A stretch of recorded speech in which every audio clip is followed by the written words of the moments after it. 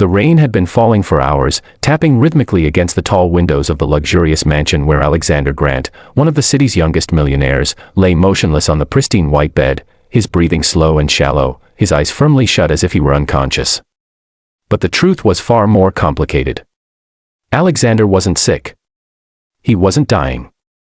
He wasn't even sleeping. He was pretending to be unconscious so he could hear the truth he feared might destroy him. 2 weeks earlier, his doctor had warned him about severe stress, telling him he needed rest and trust, two things Alexander lacked entirely. People admired him for his business empire, for his wealth, for his cold efficiency, but deep inside he knew the world he lived in was filled with people who smiled at him only because of his money. After his wife passed away 5 years ago, the mansion became an empty palace, and he trusted no one, not friends, not relatives, not employees, no one except perhaps his little daughter Emily, who was too young to understand the cruel realities of life. But recently, something had shifted.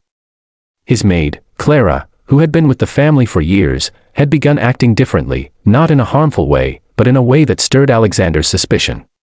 She showed genuine affection toward Emily, stayed late without being asked, sometimes even bought groceries with her own money when she saw the kitchen staff was careless. She had a softness Alexander didn't understand, and that confused him. So when he overheard a relative accusing Clara of taking advantage of him, Alexander decided he needed to know the truth, not by asking but by listening, secretly. That was why he now lay perfectly still on the bed, pretending to be unconscious, waiting to hear what Clara really thought about him when she believed he couldn't respond. The door opened slowly. He knew it was Clara from her soft steps. She approached his bedside and sighed deeply, the exhaustion in her breath revealing how much she'd been crying. She pulled a chair close and sat beside him. Her hand gently brushed his hair, something she never dared do when he was awake. "Mr. Grant," she whispered, her voice trembling, "I wish you could hear me. I wish you knew how much your daughter needs you, how much I wish I could help her more." Alexander felt his chest tighten. Clara's tone wasn't opportunistic or greedy, it was filled with worry and heartbreak. "Emily cried again today," Clara continued, wiping her eyes. "She thinks you're going to die, and I didn't know what to tell her. She misses you, sir.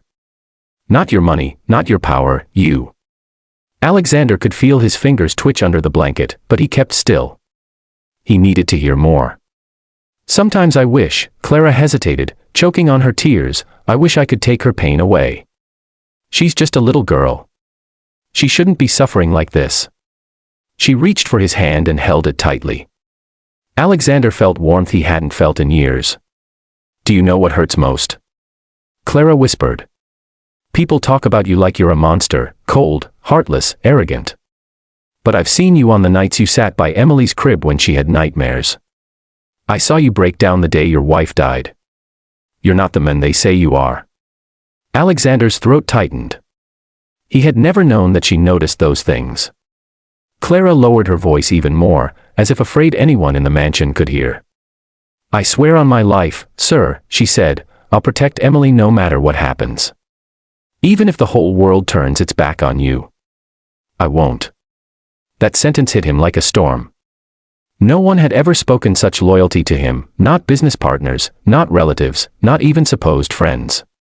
Clara took a deep breath and whispered something Alexander never expected to hear. "I'm sorry I never told you this, but your brother tried to fire me last week. He said I was getting too close to you and Emily. He said once you're gone, he'll take over everything." Alexander's heart rate spiked.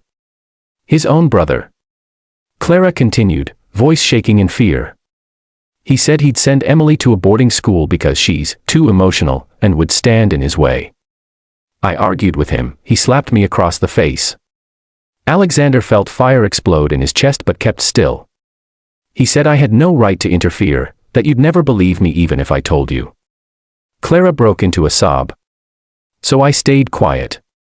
I didn't want to cause trouble. I didn't want Emily to lose the last person who still cared about her." Alexander felt his world collapsing. His brother had always been jealous, but this was betrayal at its worst. Clara continued softly, "If you could hear me, I'd tell you to wake up.